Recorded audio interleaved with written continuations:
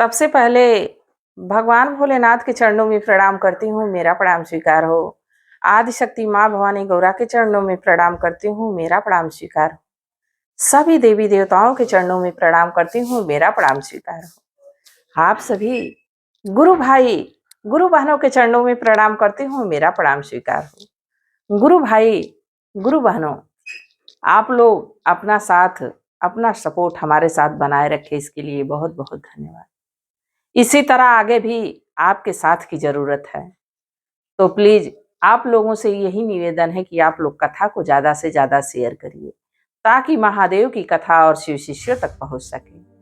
अगर जो आप लोग चैनल पे नए हैं तो सब्सक्राइब कर लीजिए, ताकि जो वीडियो पड़े, जो कथा पड़े, वो आप लोगों तक आसानी से पहुंच जाए। कमेंट में महादेव का नाम जरूर लिखिए। महादेव का नाम लिखने से, बोलने से सारे कष्ट दूर हो जाते हैं, सारी परेशानी दूर हो जाती है। तो महादेव का नाम जरूर लिखिए। देखिए, दुख और सुख दोनों जीवन का एक ऐसा आधार है कि एक दूसरे के बिना हमारा जीवन भी अधूरा है। जैसे हमारे जीवन में दिन है तो रात है, और रात है तो दिन है। अगर जो सिर्फ एक रहता तो मनुष्य पागल हो जाता। ये बताइए कि अगर जो एक रात ठीक से व्यक्ति सो नहीं पाता है, तो अगले दिन ये जो मस्तिष्क है, जो हमारा दिमाग है, वो सही रूप से काम नहीं करता है। तो प्रभु ने तो ऐसे सृष्टि में नियम बनाए हैं जो पहले से निर्धारित किए हैं। सूर्य भगवान को दिन में निकलना, रात्रि मनुष्य के आराम के लिए बनाए हैं। ऐसी शीतलता दिए हैं कि व्यक्ति कितना हो मेहनत मजदूरी करता है, कितना हो दुख संकट काटता है, पर रात्रि को जरूर आराम करता है।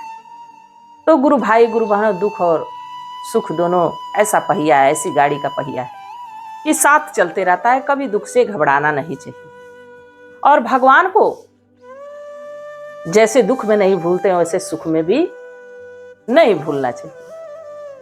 आज जो मैं कथा सुना रही हूं, एक बहन की है, एक ऐसी दुखियारी की है कि कथा तो बड़ी दर्द भरी है, सुनाते हुए भी कलेजा भर आ रहा है।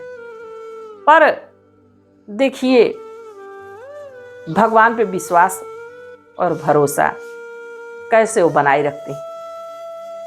एक दुखियारी बड़ी ही गरीब औरत थी, महादेव की शिष्य थी, शिव को अपना गुरु बनाई थी। उनके पति थे, बच्चे थे, गुरु बहिना थी। उनके पति मेहनत मजदूरी करते, उसी से उनका जीवन चलता। धीरे धीरे समय बीतता रहा। जैसे आप लोग भाई बहन का पर्व तरह तरह के, रक्षाबंधन हो गया, भाई दूज का हो गया, ये सब त्योहार भाई बहनों को, रिश्ते को ऐसे जोड़ता है।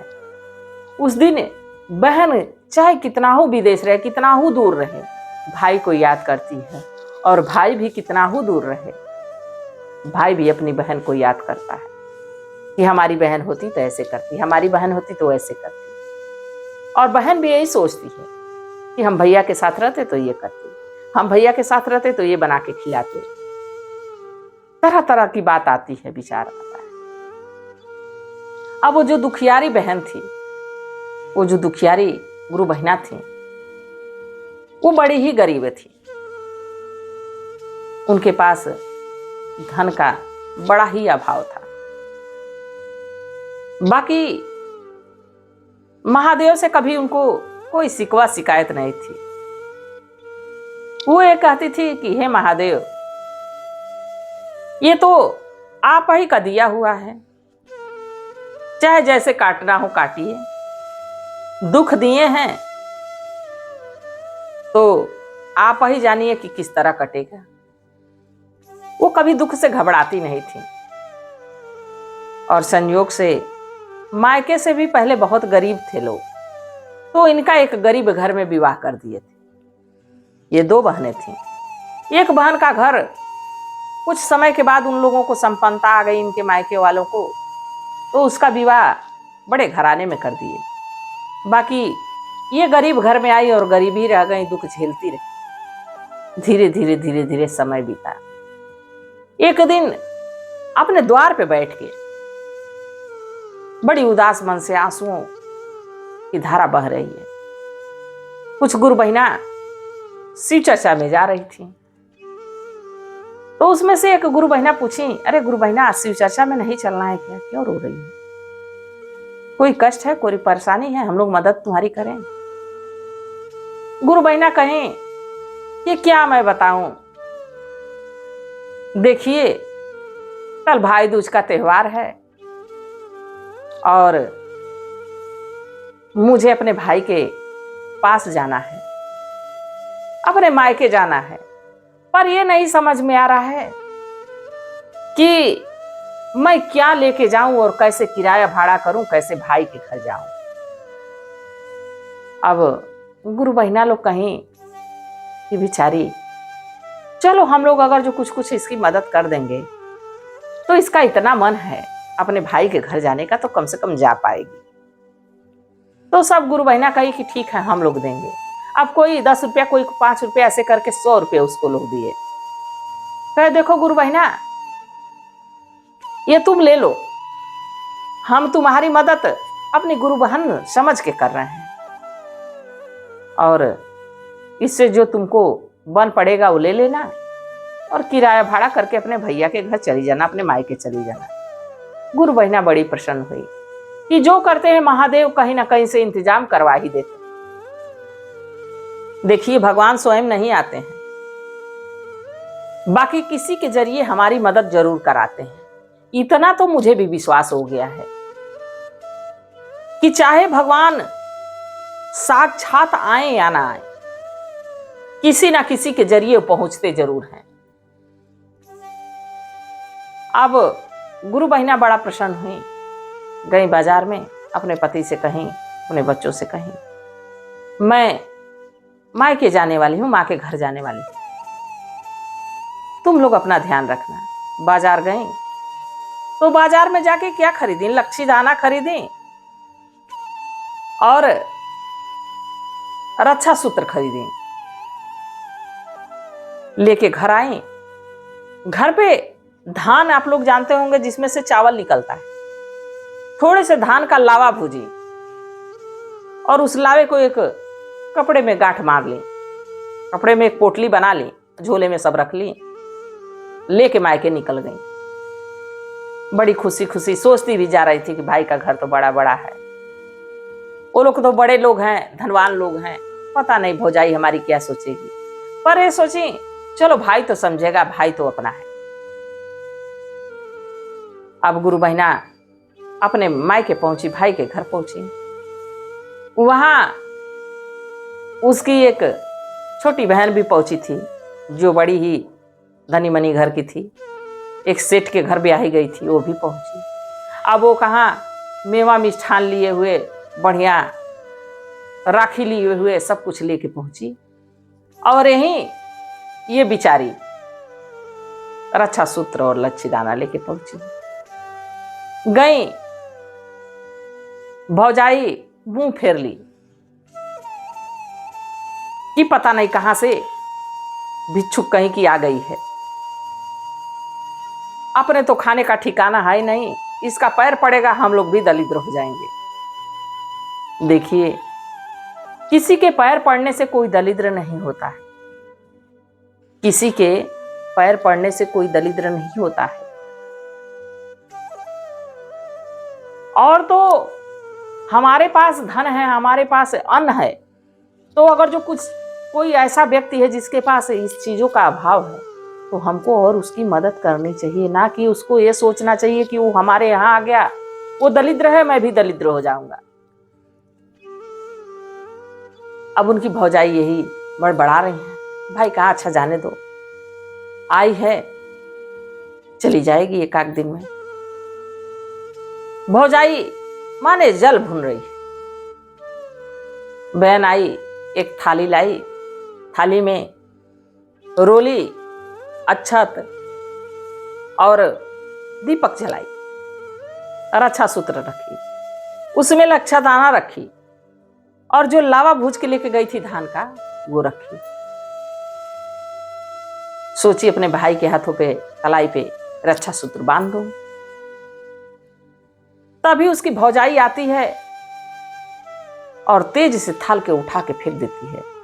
चारों तरफ सारा बिखर जाता है। तुमको शर्म नहीं आती है?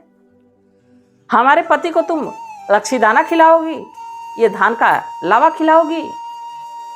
हमको दलिद्र समझ रखी हो, भिक्षुक समझ रखी हो हम लोगों को? तुमको समझ में नहीं आता है? तुम क्यों मुंह उठा के हमारे घर चली आती?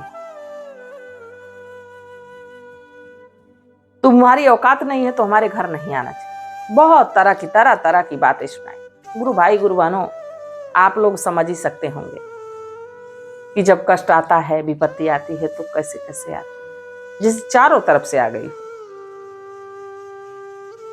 अब उसके आंखों से तो आंसू गिर रहे हैं, पर भाई तो अपना था, फिर भी कुछ बोल नहीं रहा, दबा रहा है अपनी पत्नी को, बस यही कह रहा है अच्छा जाने दो, जाने दो। भाई भी अपनी पत्नी को डांटने भर की औकात नहीं रख रहा था, चुप था।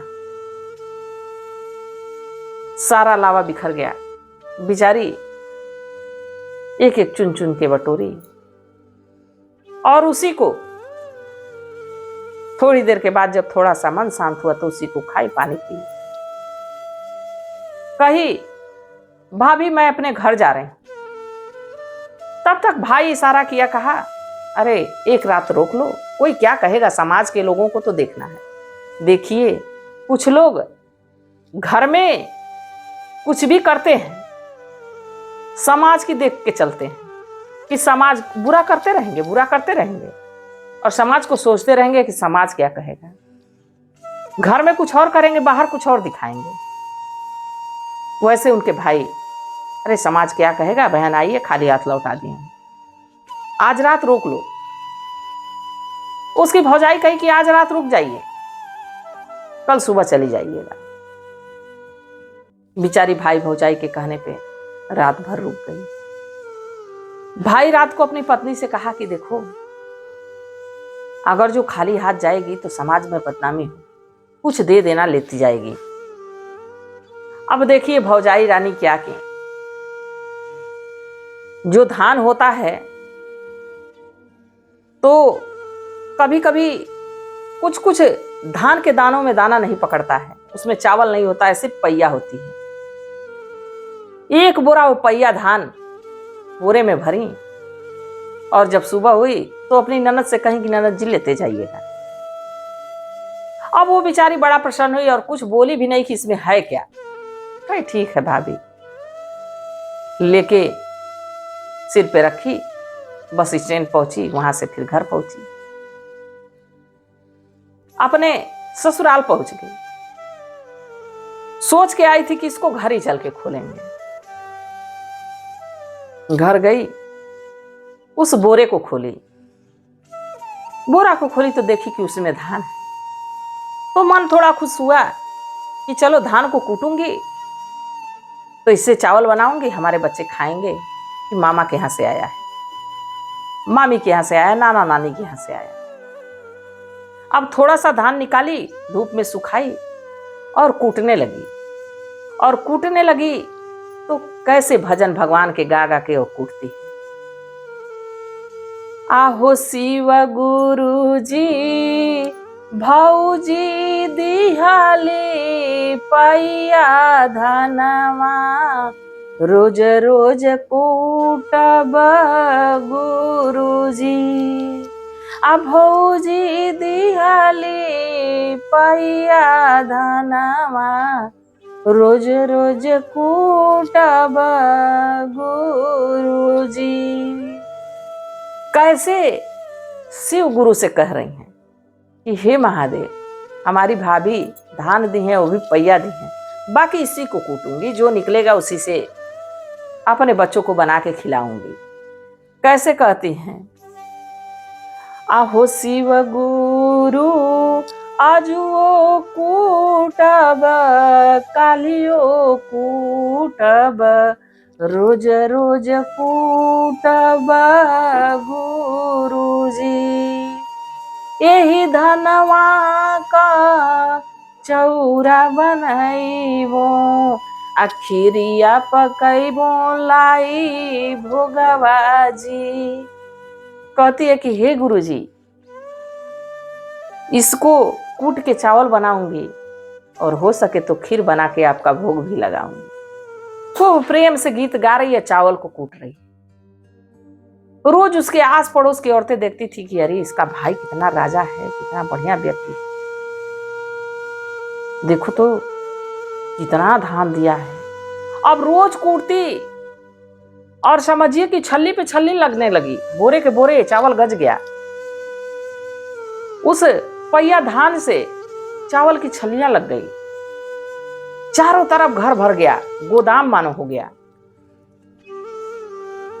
ये तो शिव गुरु का दिया हुआ था। देखिए भाई बाप बहुत देंगे, 10 दिन गुजारा होगा, 20 दिन गुजारा होगा, 1 महीने गुजारा होगा, 6 महीने गुजारा होगा, बाकी सब दिन गुजारा करने वाले हमारे महादेव हैं।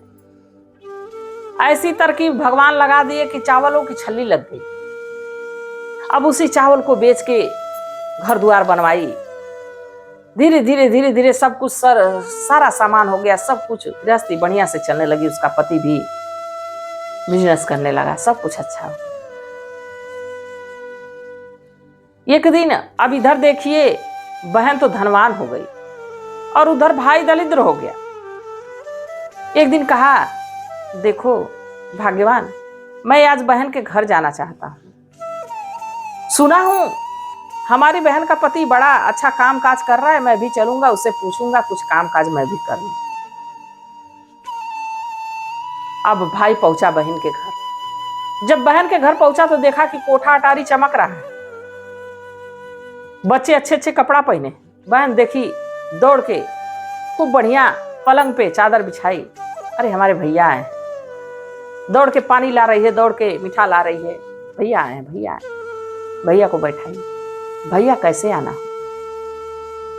जब ये आदर स्वभाव देखा भाई तो उसकी आंखों से आंसू छलक पड़े कि एक दिन यही बहन गई थी तो हमने इसका अनादर किया और आज हम इसके दरवाजे आए हैं तो भगवान की तरह हमारा आदर कर रही। भाई अपने बहन से क्षमा मांगो, बहन मुझे क्षमा करो, हमने तुम्हारे साथ बहुत बड़ा अपराध किया, तुम्हारा अपमान किया, हम बर्बाद हो गए बहन, हमारे पास कुछ नहीं है, हम लोग खाने के लिए मर रहे हैं। बहन कही, भैया मेरे हाथ से ले जाओ, जो मदद करनी बनेगी मैं करूंगी। भाई कहा, बहन हमें क्षमा कर दो। बहन कही कि क्षमा हमसे न मांगो भैया, क्षमा मांगनी है तो शिव गुरु से मांगो, इन्हीं की छत्र छाया में जाओ, यही तुम्हारी मदद करेंगे। हमने तो शिव को गुरु बनाया है, तुम भी शिव को गुरु बना लो, तुम्हारे भी जीवन में जरूर सुख आएगा, महादेव की कृपा हुई।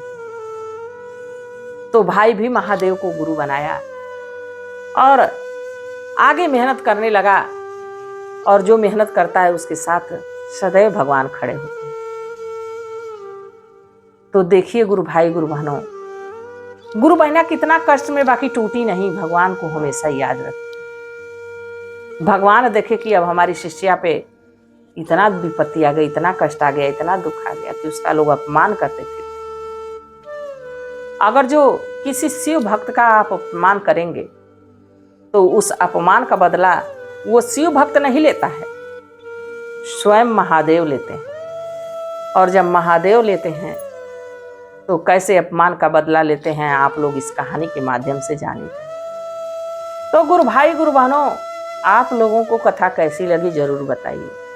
मैं भी महादेव से प्रार्थना करती हूँ कि हे भोलेनाथ, हे शिव गुरु, जो इस कथा को देख रहा है, सुन रहा है, सब पे अपनी दया दृष्टि बनाए रखें। इसी कामना के साथ हर हर महादेव।